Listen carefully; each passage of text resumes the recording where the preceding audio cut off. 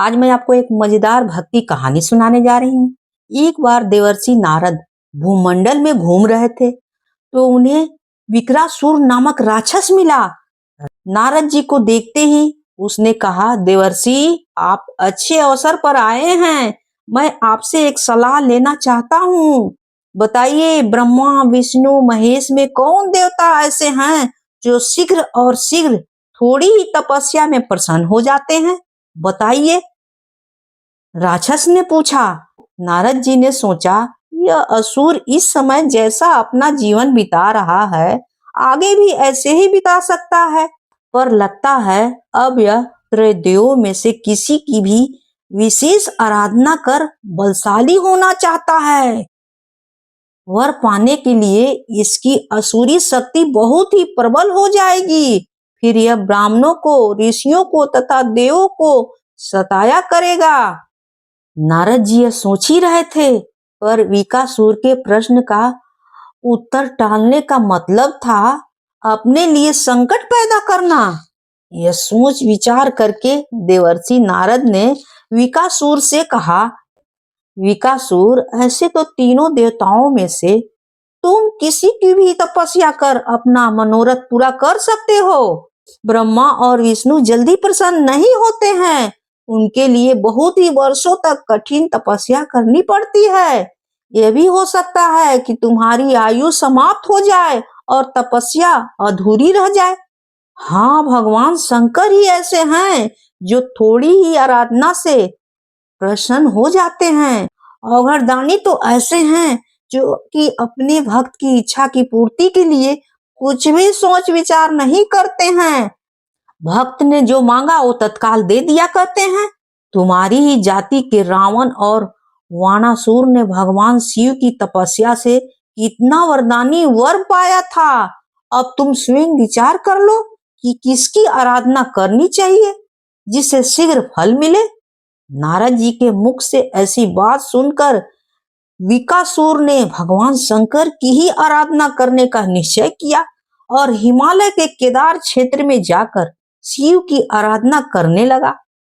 उसकी आराधना से प्रसन्न होकर भगवान शंकर प्रकट होकर बोले, वत्स, मैं तुम्हारी तपस्या से बहुत प्रसन्न हूँ। निसंकोच कहो, क्या चाहते हो, वर मांगो।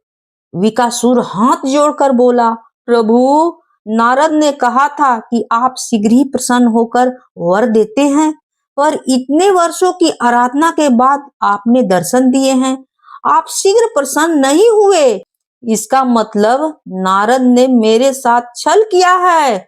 अब आप प्रसन्न होकर वर देना चाहते ही हैं तो मैं भी वैसा ही कठिन वर चाहता हूँ। मैं जिस किसी प्राणी के सिर पर मात्र हाथ भर रख दूं उसी का प्राण खत्म हो जाए। आप प्रसन्न हैं तो यही वर दीजिए मुझे। शंकर जी विकासुर की यह आसुरी मांग सुनकर हर्षप्रभ हो गए, पर देवता का वचन था, पूरा करना था, अन्यथा मर्यादा नष्ट हो जाती। बोले, जाओ, ऐसा ही होगा, तुम्हारी मनोकामना पूर्ण होगी। विकासुर बोला, प्रभु, आपका यह वर सत्य है कि नहीं, इसकी परीक्षा लेना चाहता हूं मैं, इसलिए पहले आपके सिर पर ही हाथ रखकर देखना चाहता हूं कि इस वर में कितना सत्यता है। असुर की ऐसी बात सुनकर भगवान शंकर अपने ही जाल में फंस गए। अब क्या करे? वह राक्षस न कुछ सुनेगा न कुछ मानेगा। ऐसा सोचकर भगवान शंकर भागे। शंकर को भागता देखकर उसका क्रोध बढ़ता गया। वह उनका पीछा करने लगा, कहने लगा, नारद की तरह आपने भी मुझसे छल किया है। वरदान की परीक्षा से डर कर क्यों भाग रहे हो? भागते भागते अंत में शिव विष्णु लोक पहुंचे और इस विष्णु को अपनी विपदा सुनाई। विष्णु भगवान ने हंसकर कहा, बिना सोचे विचारे वर देने का परिणाम अब पता चला है। खुद ही प्राण बचाने भागते फिर रहे हो। बताओ मैं क्या करूं? आपके वर की सत्यता को उसे सिद्ध करनी ही होगी। किसका सिर उसके आगे करूं? शिव ने कहा, नारायण नारायण, मुझे कोसने से मेरा संकट दूर नहीं होगा। कुछ करिए, अन्यथा वह यहाँ भी पहुंच जाएगा। भगवान विष्णु ने योग माया से एक वृद्ध तेजस्वी ब्रह्मचारी का स्वरूप बनाया और उधर चल पड़े जिधर से विकासुर आ रहा था। कुछ दूर जाने पर विकासुर आता दिखाई दिया। आगे बढ़कर उसे प्रणाम कर कहा, असुर राज, कहाँ भागे जा रहे हो? लगता है आप बहुत थक गए हैं। शरीर को विश्राम दीजिए। शरीर से ही सारा कार्य सिद्ध होते हैं, इसलिए इसे अधिक कष्ट मत दीजिए।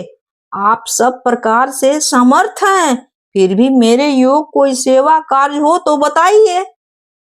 एक तेजस्वी ब्रह्मचारी की बात सुनकर विकासुर ने शिव के वरदान तथा उसकी परीक्षा की बात बताई। इतना सुनते ही ब्रह्मचारी हंसा। असुर राज, तुम किसके वर की परीक्षा लेना चाहते हो? उस शिव की जिसका अपना कोई घर बार नहीं है? हाँ बताओ, जो भूत प्रेतों के साथ घूमता रहता है, वह भला किसी को क्या वर देगा? वर देने वाले तो दो ही देवता हैं, एक ब्रह्मा एक विष्णु जी। अगर तुम उनकी आराधना करते तो तुमको अच्छा वर मिल जाता। शिव के पीछे बेकार दौड़ रहे हो। वर देने वाला तो स्वयं इतना शक्तिशाली होता है कि उसके वर का असर खुद पर नहीं हो सकता है। उन्होंने तो तुम्हें झूठ मूठ का वर दिया है। तुम्हारी तपस्या तो व्यर्थ गई है। ब्रह्मचारी की ऐसी बात सुनकर विकासुर बड़ा निराश हुआ।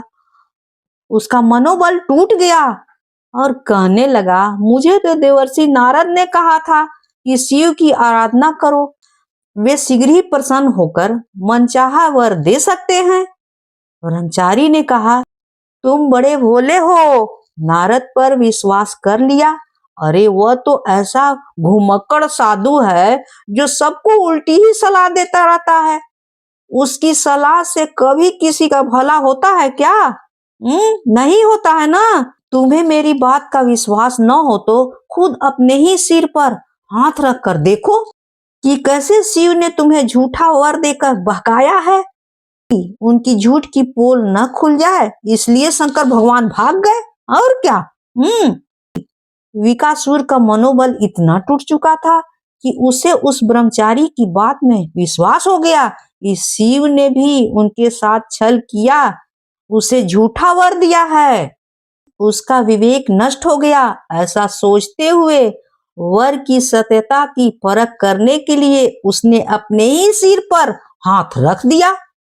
सिर पर हाथ रखते ही भयंकर अग्नि पुंज प्रकट हुआ और विकासुर उसमें भस्म होकर राख की ढेर बन गया। क्योंकि विकासुर स्वयं अपने हाथों से भस्म हुआ था, इसलिए उसका नाम भस्मासुर भी पड़ गया। अगर कहानी अच्छी लगी हो तो प्लीज लाइक शेयर और सब्सक्राइब जरूर करिएगा। कहानी होती है समाप्त।